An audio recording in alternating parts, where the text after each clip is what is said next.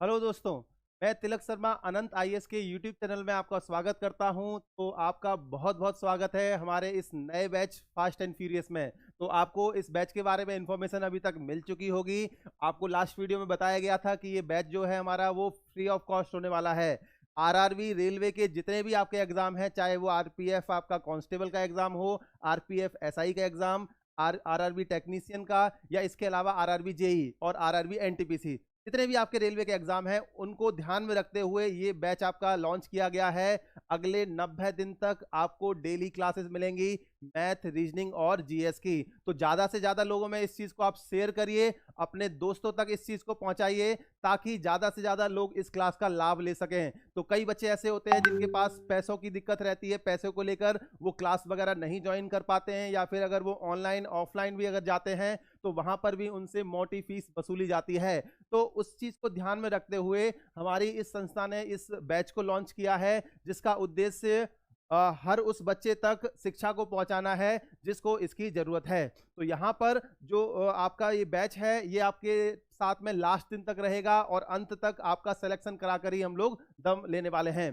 तो यहाँ अगर इस बैच की अगर हम बात करें तो इस बैच के आपके जो लिंक वगैरह हैं, व्हाट्सएप का लिंक है, टेलीग्राम का लिंक है, उस पर आप जरूर जाइए, और ऐप वाला लिंक है उस पर आप इसको जरूर रजिस्टर करो। तो यहाँ पर रजिस्टर करने के बाद में आपको क्या है, डेली अपडेट मिलती रहेगी इस बैच को लेकर कि कब कौन सा वीडियो आएगा, कब किस सब्जेक्ट की पीडीएफ आपका आ रही है, वो आपको टाइम टू टाइम मिलती रहेगी। व्हाट्सएप वाला ग्रुप भी हमने स्पेशली इस बैच को लेकर सर को बोलकर डिजाइन करवाया है, ताकि बच्चों के जो भी डाउट्स हैं वो डायरेक्टली वो टीचर से वो कन्वर्सेट कर सकें, या ताकि उनको ये फील ना हो कि ये ऑनलाइन क्लास है और ऑफलाइन क्लास में इनमें बहुत ज़्यादा अंतर नहीं रहने वाला है। वो गैप बिल्कुल हम लोग खत्म कर देंगे, क्योंकि 24 आवर टीचर आपके लिए अवेलेबल रहेगा आपके डाउट्स को बताने के लिए। तो यहाँ पर आज की इस क्लास में हम लोग बात करने वाले हैं रीजनिंग की।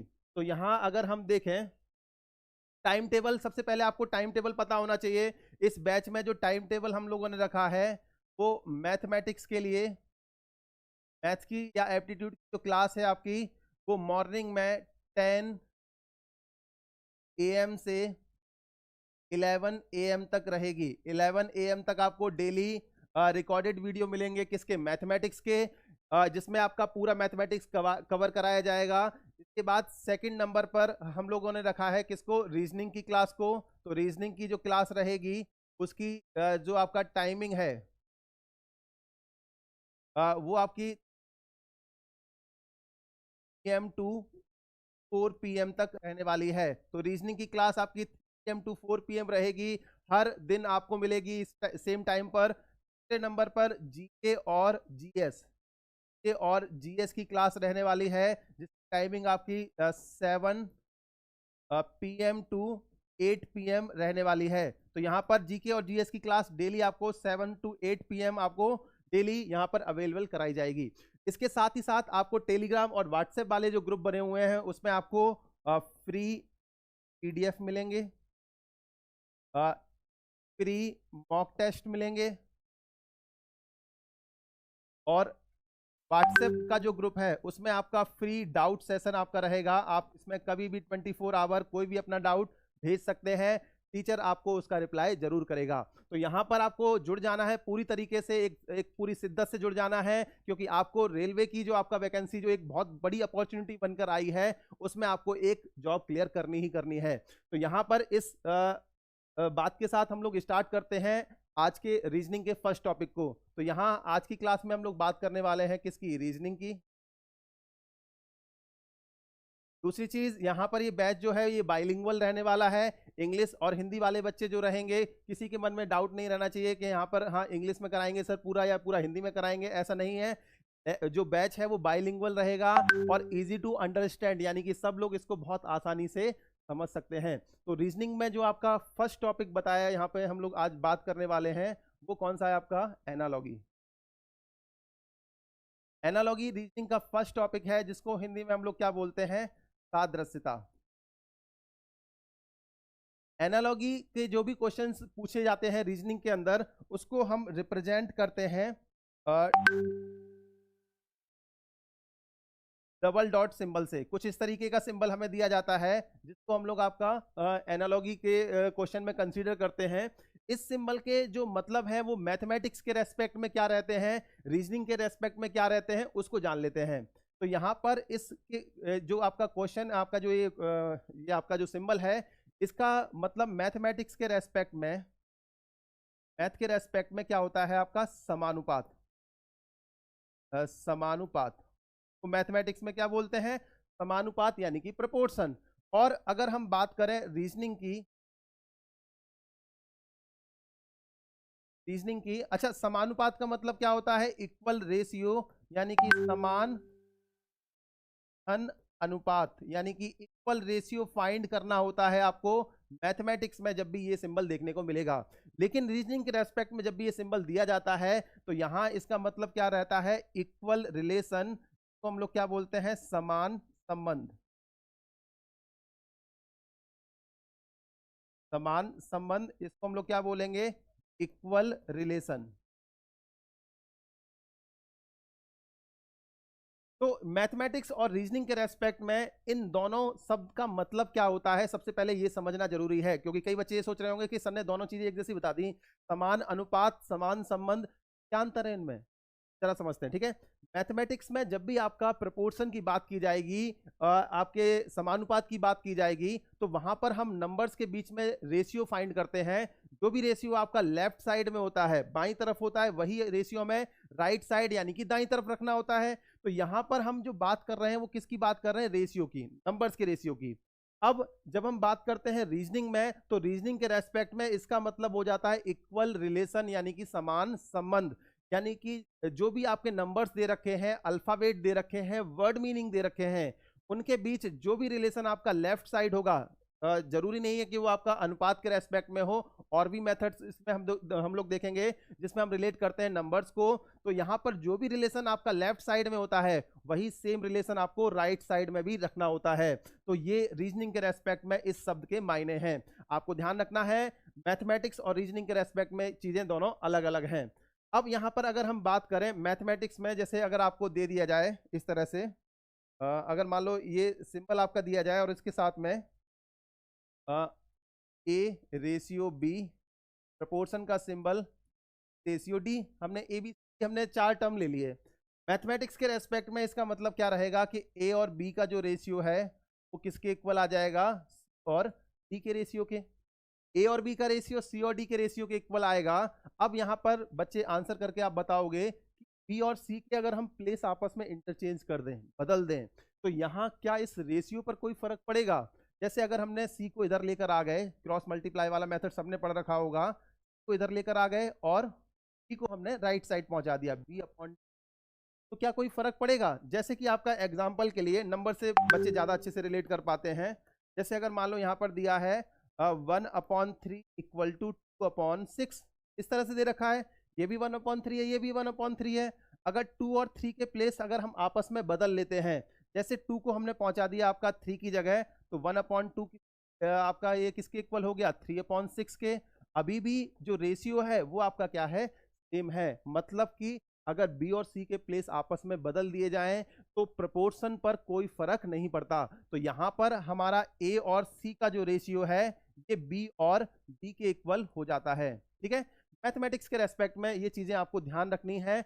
रीजनिंग में आपको रिलेशन फाइंड करने के लिए, नंबर्स के बीच में रिलेशन फाइंड करने के लिए और भी मेथड्स बताए जाएंगे। वो मेथड्स क्या रहेंगे, कैसे इस टॉपिक को हम अच्छे से समझ पाते हैं, उसके लिए सबसे ज्यादा जरूरी है इस एग्जाम्पल को समझना।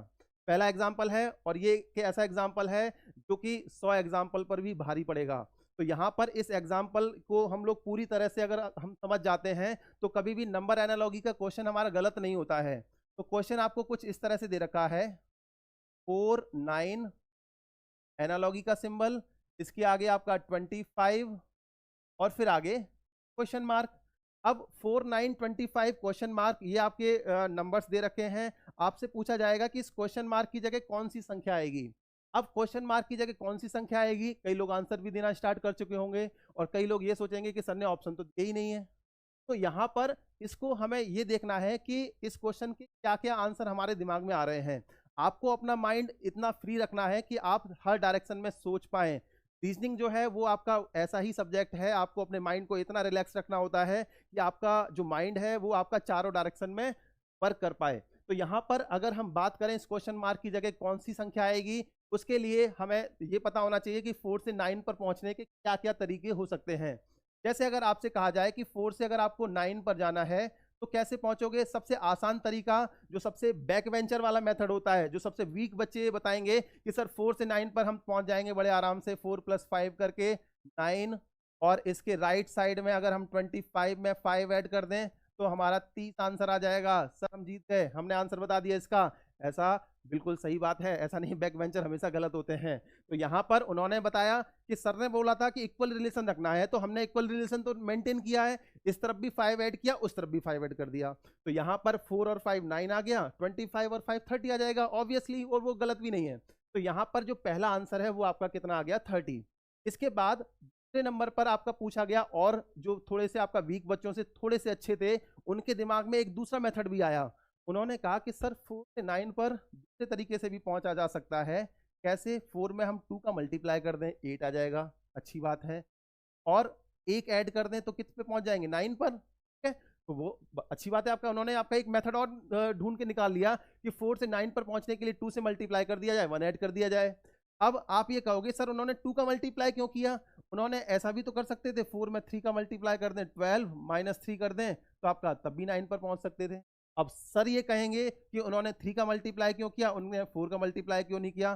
4 4 जा 16, और 16 में से 7 माइनस कर देंगे तब भी तो 9 पर पहुंच जाएंगे। अब बच्चे ये बोलेंगे कि सर ऐसे तो इनफाइनाइट मेथड होंगे और इनमें कोई गलत भी नहीं है, इनफाइनाइट मेथड होंगे, इसमें कोई गलत भी नहीं है। आप नियर बाय मल्टीपल ले रहे हैं या उसके दूर वाला मल्टीपल ले रहे हैं, आपका टारगेट है 9 पर पहुंचना। तो यहां पर ये एक ऐसा मेथड है जिसमें कई सारे मेथड इंक्लूड हो जाते हैं और इसमें कई सारे आंसर हमें मिल जाएंगे। अब इसको अगर हम राइट साइड में अप्लाई करते हैं तो कैसे अप्लाई करेंगे? 25 मल्टीप्लाई बाई 2 प्लस 1, क्योंकि यहां पर आपने देखा था कि उस बच्चे ने मल्टीप्लाई 2 का किया था और 1 ऐड कर दिया था। तो यहाँ 25 × 2 + 1 किया, सेम रिलेशन रखना है, तो आंसर आपको कितना मिल गया, 51। और इसमें कोई गलत भी नहीं है, उन्होंने सही किया है बिल्कुल, ठीक है, इसमें कोई गलती नहीं है। अब इसके बाद अब इसके हम सेकंड वाले इसमें देखें कि हाँ इस वाले मल्टीप्लाई 3 - 3 करके हमें क्या आंसर मिल रहा है। तो 25 मल्टीप्लाई 3 माइनस का 3 करेंगे तो कितना आंसर मिलेगा, 72। और ये आपका 4 4 जा कितना आएगा आपका, 16 - 7 9 था, तो यहाँ पर 25 मल्टीप्लाई 4 माइनस का 7, ये कितना आ जाएगा आपका, 93। और ये भी एक सही आंसर है, और ऐसे हमें इनफाइनाइट नंबर ऑफ आंसर मिल जाएंगे। तो सेकंड मेथड हमारे दिमाग में ये आ गया, जो बिल्कुल एकदम से बच्चे थे उनके दिमाग में आपका इस तरीके का मेथड आता है। अब यहाँ और थोड़े अच्छे बच्चों पर गए, जो आपका एक्सीलेंट आपके उसमें आते हैं कि हाँ तो जिनका दिमाग थोड़ा सा अच्छा हाई फाई चलता है, थोड़े आपके अच्छे बच्चे में वो लोग आते हैं। अब उन्होंने क्या किया, 4 से 9 पर पहुंचने के लिए उन्होंने कहा, ये हर एक बच्चे के दिमाग में आया होगा, 4 2 का स्क्वायर है और 9 3 का स्क्वायर है। लेकिन वो ये सोच रहे होंगे कि सर ने अभी तक इसको बताया क्यों नहीं, यहाँ पर इसको भी एक्सप्लेन किया जा रहा है। तो 4 सबकी इज्जत और सबकी भावनाओं का सम्मान होगा, और हर किसी के मेथड जो भी आपके दिमाग में आते हैं उनको सर जरूर बता के चलेंगे। तो यहाँ 4 2 का स्क्वायर है, 9 3 का स्क्वायर, इसके आगे चलेंगे तो यहाँ पर 25 5 का स्क्वायर। तो इसके आगे नेक्स्ट नंबर आएगा वो क्या आएगा, 2 के बाद 3 आया तो 5 के बाद ऑब्वियसली 6 आ जाएगा। तो यहाँ पर 6 का स्क्वायर कितना हो जाता है, 36। और ये भी क्या है, एक सही आंसर, इसमें भी कोई गलती नहीं है किसी की। अब यहाँ पर अब दिमाग हमारा ब्लॉक हो जाता है, क्योंकि इसके आगे के जो मेथड्स आपके रहने वाले हैं वो आपके वही बच्चे बता सकते हैं जो कि एक्स्ट्रा ऑर्डिनरी होंगे। तो यहाँ और को हमने लिखा 2 का स्क्वायर, 2 का स्क्वायर। जब आपका दिमाग चलना बंद हो जाएगा उस समय आप सर अपना दिमाग चला के आपको आंसर बताएंगे। 9 को क्या लिखेंगे, 2 का क्यूब प्लस 1, ठीक है। 2 का क्यूब कितना होता है, 8, 8 में 1 ऐड कर देंगे कितना आ जाएगा, 9 आ जाएगा, ठीक है। अब इसको हमें राइट साइड में अप्लाई करना है। 25 को क्या लिखेंगे, 5 का स्क्वायर, तो इसका नेक्स्ट नंबर क्या आ जाएगा, 5 का क्यूब प्लस 1, यानी कि कितना आ गया आपका, 126। एक हमें फोर्थ नंबर पर ये आंसर भी मिल गया।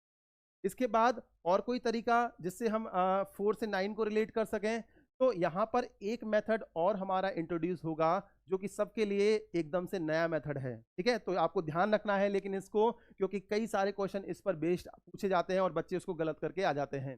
तो 5वें नंबर पर जो हमारा मेथड इंट्रोड्यूस हुआ उसमें हमने क्या किया, इस 4 को 2 का स्क्वायर लिखा, 9 को 3 का स्क्वायर लिखा। तो सर इसमें अलग क्या हुआ, यहाँ पर 25 को 5 का स्क्वायर लिखा, तो आप बोलोगे कि सर ये तो हम यहाँ पर भी कर चुके हैं, यहाँ पर क्यों कर रहे हैं दोबारा से इसको? क्योंकि यहाँ पर नंबर का स्क्वायर हो रहा है, 2 हो या वो 5 हो, ये सारे नंबर क्या है? Prime number.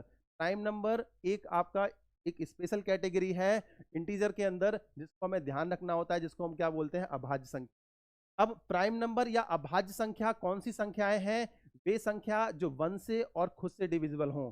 वे संख्या जो 1 से और खुद से डिविजिबल हों वो क्या कहलाती हैं? प्राइम नंबर या अभाज्य संख्या। तो 2 भी प्राइम है क्योंकि 1 से और खुद से डिविजिबल है, प्राइम है। 5 भी प्राइम है, तो 5 के बाद अगली जो प्राइम नंबर आएगा, अगली अभाज्य संख्या आएगी, वो क्या आएगी आपका? 7, और 7 का स्क्वायर कितना आ जाएगा? 49। अब थोड़ा राहत की सांस लेनी है, रुक जाना है। यहाँ पर आपने एक क्वेश्चन के कई सारे आंसर नहीं पता किए, एक क्वेश्चन के कई सारे मेथड सीखे। पहला आपने ऐड करके आपने सीखा कि ऐड करके कैसे पहुंचा जा सकता है नंबर पर। दूसरा आपने मल्टीप्लाई से सीखा कि मल्टीप्लाई करके हम कैसे दूसरे नंबर पर पहुंचेंगे। दूसरा, तीसरे नंबर पर हमने देखा कि नॉर्मल अगर स्क्वायर करना पड़े तो कैसे आपके क्वेश्चन जो आपके नंबर्स हैं उनको रिलेट किया जाएगा, कैसे उन पर पहुंचा जाएगा, वो आपने तीसरे नंबर पर देखा। इसके बाद आपने क्यूब का यूज करके, घन का यूज करके कैसे नंबर्स को रिलेट करते हैं, ये भी आपने यहाँ पर देखा। और सबसे लास्ट में जो सबसे नया मेथड जो सबसे स्पेशल है वो है आपका अभाज्य संख्या विधि। और आपने प्राइम नंबर वाले से भी देखा कि प्राइम नंबर से कैसे नंबर्स को रिलेट करना होता है। अब इन सभी मेथड में आप ये बोलोगे कि सर इन सब में से कोई एक आंसर आ जाएगा तो हम उसको टिक कर देंगे, अच्छी बात है। लेकिन सर ये बोलते हैं कि अगर इनमें से एक से ज्यादा आंसर आपके ऑप्शन में दे दिए जाएं, अगर एक से ज्यादा आंसर, अगर सही आंसर ऑप्शन में दे दिए जाएं, तब क्या करोगे? तो यहाँ आप भी कंफ्यूज हो जाओगे कि हाँ कि ज्यादा अगर सही आंसर है और हमारा आंसर ये भी आ रहा है और ये भी आ रहा है, हमने 2 आंसर निकाल दिए, तो हम उनमें से टिक किसको करें? तो यहाँ जो जरूरत पड़ेगी वो जरूरत पड़ेगी किसकी? ऑर्डर ऑफ प्रेफरेंस, जिसको क्या बोलते हैं? प्राथमिकता का क्रम। प्राथमिकता का क्रम ये वो सीक्वेंस है जो हमें जब भी एनालॉजी का क्वेश्चन आता है तो हमें ध्यान रखना होता है। ये कहीं किसी बुक में आपको नहीं मिलेगा, लेकिन आप जब भी नंबर एनालॉजी के क्वेश्चन सॉल्व करोगे तो वहां पर ये प्रॉब्लम आपको जरूर फेस करनी पड़ती है कि एक क्वेश्चन के एक से ज्यादा आंसर आते हैं। तो यहाँ पर ऑर्डर ऑफ प्रेफरेंस जो है जिसको हमें फॉलो करना है, एक्चुअल में वो होता क्या है उसको जरा जान लेते हैं। तो जब भी ऑर्डर ऑफ प्रेफरेंस आपको आपसे पूछा जाएगा कि हाँ ऑर्डर ऑफ प्रेफरेंस में सबसे पहले नंबर पर किस आंसर को रखना है, किस मेथड को रखना है, तो पहली प्रेफरेंस दी जाती है किसको? अभाज्य संख्या विधि को। अभाज्य संख्या विधि, जिसको हम लोग क्या बोलते हैं? Prime method. अभाज्य संख्या विधि हम लोग क्या बोलेंगे? Prime method. इसके बाद दूसरी प्रेफरेंस किसको दी जाएगी? सेकंड नंबर पर कौन सा आपका मेथड रहेगा? हाँ, सेकंड नंबर पर हमारा रहेगा घन विधि। तो सेकंड नंबर प्रेफरेंस पर हमारा क्या रहने वाला है? क्यूब मेथड, जिसको हम लोग घन विधि के नाम से भी जानते हैं। तीसरे नंबर पर जो हमारा मेथड रहेगा वो रहेगा आपका साधारण वर्ग विधि। साधारण वर्ग विधि, सिंपल स्क्वायर मेथड आपका, जिसमें नॉर्मली हमने क्या किया? स्क्वायर किया है, उस मेथड को तीसरे नंबर पर रखा गया है। चौथे नंबर पर हम लोग रखेंगे किसको? गुणा या भाग विधि को। गुणा या भाग विधि। और पांचवें नंबर पर जो हम लोग रखते हैं किसको रखते हैं? जोड़ या घटाव विधि को। जोड़ या घटाव विधि, एडिशन और सब्ट्रैक्शन को। तो इन सारे मेथड को फिर से देख लेते हैं। पहले नंबर पर किसको रखना है? अभाज्य संख्या विधि को, प्राइम नंबर मेथड को, जो कि हमारा सबसे स्पेशल आंसर था। दूसरे नंबर पर हम लोग रखेंगे किसको? क्यूब मेथड को, घन विधि को। तीसरे नंबर पर साधारण वर्ग विधि। चौथे नंबर पर हमने रखा किसको? गुणा भाग विधि को। और पांचवें नंबर पर जोड़ और घटाव विधि। अब यहाँ पर 1 2 3 4 5, इसको एक बार आप ध्यान रखेंगे इस टेबल को। ये आपका प्राथमिकता का क्रम नहीं है, ये प्राथमिकता के क्रम के साथ साथ ये एक सीक्वेंस है, ये मेथड्स का सीक्वेंस है कि जब भी आप नंबर एनालॉजी के क्वेश्चन को अटेम्प्ट करते हो तो उसमें नंबर्स को रिलेट करने के कौन कौन से मेथड सकते हैं। तो यहाँ पर टोटल 5 मेथड हमने पढ़े। अब इसके बेसिस पे जो हमने आंसर देखने थे कि पहले नंबर पर प्रेफरेंस किसको देनी है? 49 को। पहले नंबर पर प्रेफरेंस देनी है किसको? 49 को, क्योंकि ये प्राइम नंबर मेथड से आंसर आया था। दूसरे नंबर पर हमें प्रेफरेंस देनी है किसको, क्यूब मेथड को, क्योंकि यहाँ पर क्यूब का यूज हुआ है। अब कई बच्चे ये बोलेंगे सर यहाँ पर क्यूब तो है, साथ ही साथ स्क्वायर भी तो है, तो आपको यहाँ पर क्यूब मेथड बताया गया है, मतलब कहीं ना कहीं उसमें क्यूब का अगर यूज हो रहा है तो वो आपका क्यूब मेथड के अंदर आएगा, घन विधि के अंदर आएगा। तो यहाँ सेकंड प्रेफरेंस पर जो आंसर रहेगा वो क्या रहेगा, 126। इसके बाद तीसरे नंबर की प्रेफरेंस पर हमने देखा था किसको रखना है, साधारण वर्ग विधि, नॉर्मल स्क्वायर मेथड। तो यहाँ पर नॉर्मल स्क्वायर मेथड मतलब स्क्वायर तो किया जाएगा लेकिन एक सीक्वेंस में, जैसे 2 के बाद 3 का स्क्वायर, 5 के बाद 6 का स्क्वायर, तो थर्ड नंबर पर रखा गया 36 को। इसके बाद फोर्थ नंबर पर जो रखा जाएगा वो आपका गुणा भाग विधि को रखा जाएगा। अब आप कहोगे सर मल्टीप्लाई वाले मेथड से तो कई सारे आंसर आ रहे थे, इनफाइनाइट नंबर ऑफ आंसर आ रहे थे, अगर मान लो इनमें से ही एक से ज्यादा आंसर दे दिया जाए ऑप्शन में तो वो क्वेश्चन के ऑप्शन गलत माने जाएंगे, क्योंकि ये एक आपका कंप्लीट मेथड है, इससे आपका कोई एक आंसर ही ऑप्शन में दिया जाता है। तो नॉर्मल स्क्वायर आपका मल्टीप्लाई और डिवाइड वाला जो मेथड रहेगा उसमें आपका इनमें से कोई एक आंसर दे दिया जाता है। अभी पिछले साल 22, 23, 24 में एसएससी ने ऐसे क्वेश्चन आपके बहुत ज्यादा पूछे थे कि नियर बाय मल्टीपल ना लेकर उसने आगे का मल्टीपल ले लिया था और ज्यादातर बच्चे उसको गलत करके आ गए थे। तो ये गलती आपको नहीं करनी है, आपको ध्यान रखना है कि साधारण गुणा भाग जो विधि हम लोग यूज कर रहे हैं उसमें एक से ज्यादा आंसर आएंगे, हो सकता है वो नियर बाय मल्टीपल ले रखा हो या कोई दूसरा आपका आगे का मल्टीपल ले रखा हो। तो फोर्थ नंबर पर ये आंसर रहेंगे। फिफ्थ नंबर की प्रेफरेंस पर क्या रहेगा आपका, जिसमें हमने जोड़ और घटाव विधि का यूज किया था और आंसर कितना आया था 30, तो ये आपका फिफ्थ नंबर पर रहने वाला है। अब जो ऑर्डर ऑफ प्रेफरेंस देखी थी हमने ये 5 मेथड हमने डिस्कस किए, इनका यूज किया जाएगा जब भी किसी भी हम नंबर एनालॉजी के क्वेश्चन को सॉल्व करेंगे तो हमारे दिमाग में ये 5 मेथड रखने हैं हमें। अब यहाँ पर 5 मेथड से आंसर अगर आ जाता है ऑप्शन में, मैच कर जाता है, अच्छी बात है, लेकिन अगर इन 5 मेथड से भी आंसर मैच ना करे, ये भी कंडीशन होती है क्या सर? हाँ बिल्कुल होगी। आपका यहाँ पर कुछ क्वेश्चन ऐसे आएंगे कि ये 5 मेथड वहां पर काम नहीं करेंगे, तो यहाँ आपका 6 नंबर पर हमारे एंट्री होती है किसकी, अतार्किक, अतार्किक विधि, या इसको हम लोग क्या बोलते हैं, अंक विधि, अंक विधि। तो क्या है आपका इलॉजिकल मेथड है, जिसको हम लोग आपका डिजिट मेथड भी बोलते हैं, अंक विधि भी बोलते हैं। तो ये मेथड क्या होता है सर, ये नया मेथड कहाँ से आ गया, क्योंकि कुछ क्वेश्चन इस तरह से भी डिजाइन किए जाते हैं जो स्पेशली इसी मेथड से सॉल्व होंगे। अंक विधि बेसिकली होती क्या है, यहाँ पर हम डिजिट्स का यूज करेंगे, डिजिट्स को ऐड करेंगे, हो सकता है डिजिट्स का आपका मल्टीप्लाई कर दें, हो सकता है डिजिट्स को हम लोग आपका मल्टीप्लाई आपका स्क्वायर करके ऐड करें या स्क्वायर करके सब्ट्रैक्ट कर दें। तो डिजिट्स को कैसे भी करके यूज करके हम लोग आपका यूज करके वहां पर आंसर लेकर आएंगे, ऑप्शन मैच कराएंगे। तो यहाँ पर ये ध्यान रखना है, छठे नंबर पर अतार्किक विधि रहेगी। इसको अभी हम जब क्वेश्चन की सीरीज करेंगे आपका नेक्स्ट क्लास में एनालॉगी को लेकर, तो वहां पर इस चीज को आपका डिटेल में डिस्कस किया जाएगा। तो आपको ये ध्यान रखना है कि जो भी मेथड आपको बताए गए ऑर्डर ऑफ प्रेफरेंस, सबसे पहली प्रेफरेंस किसको है, अभाज्य संख्या विधि, दूसरे नंबर पर घन विधि, तीसरे नंबर पर साधारण वर्ग विधि, चौथे नंबर पर गुणा भाग विधि, पांचवें नंबर पर जोड़ घटाव विधि। और अगर ये 5 मेथड अगर आप काम नहीं कर रहे हैं, ऑप्शन मैच नहीं हो रहा है, तो छठे नंबर पर आएगी आपकी इलॉजिकल मेथड, अतार्किक विधि।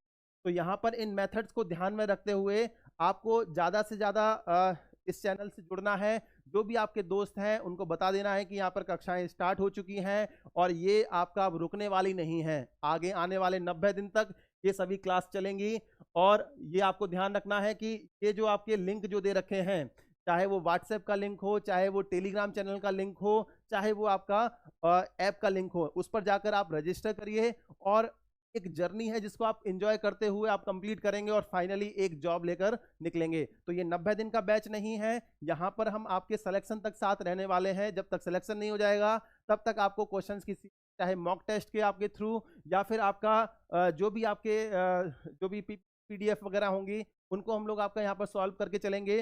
डाउट्स के लिए स्पेशली व्हाट्सएप का ग्रुप एक बनाया गया है, उसको सभी बच्चे ज्वाइन जरूर कर लें, उसका भी आपका डिस्क्रिप्शन में लिंक दे रखा है। तो यहाँ पर डिस्क्रिप्शन पे आपके लिंक दिए जाएंगे इस वीडियो के नीचे, उनको आप चेक जरूर करना। दूसरी चीज, सिलेबस को लेकर आपके 2 वीडियो बनाए गए थे जिसमें मैथमेटिक्स और रीजनिंग का जो भी सिलेबस है उसको एक प्रॉपर वे में हमने डिस्कस किया था, वो देखना बहुत जरूरी है। क्योंकि जब भी आप किसी एग्जाम में जाते हैं तो सबसे ज्यादा जरूरी ये होना चाहिए होता है कि आपको ये पता होना चाहिए कि सिलेबस एक्चुअल में है क्या। दुश्मन पे अगर आक्रमण करना है तो पहले उसके अस्त्र शस्त्र की हमें जानकारी होना बहुत जरूरी है, कितनी उसके पास पावर है, क्योंकि अगर हमें बिना पावर का अंदाजा लगाए अगर हम ऐसे अंधाधुंध चले जाएंगे तो कहीं ना कहीं हम धोखा खा जाएंगे। तो आपको इस चीज का ध्यान रखना है और आपको जुड़ जाना है इस बैच के साथ में। यहाँ पर आपके गौरव सर हैं, वो आपको जीके जीएस पढ़ा के चलेंगे। मैं तिलक शर्मा आपको मैथ और रीजनिंग कवर कराऊंगा। और इसके अलावा और भी एग्जाम है जहां पर हमें हिंदी की जरूरत पड़ती है, तो कृष्णा सर हैं जो कि हमारे हिंदी कवर करा के चलेंगे। तो मिलते हैं इसके नेक्स्ट क्लास में। Thank you so much. और अगर वीडियो आपको पसंद आए तो इसको शेयर जरूर करिए और लाइक करके जरूर जाइए। Thank you.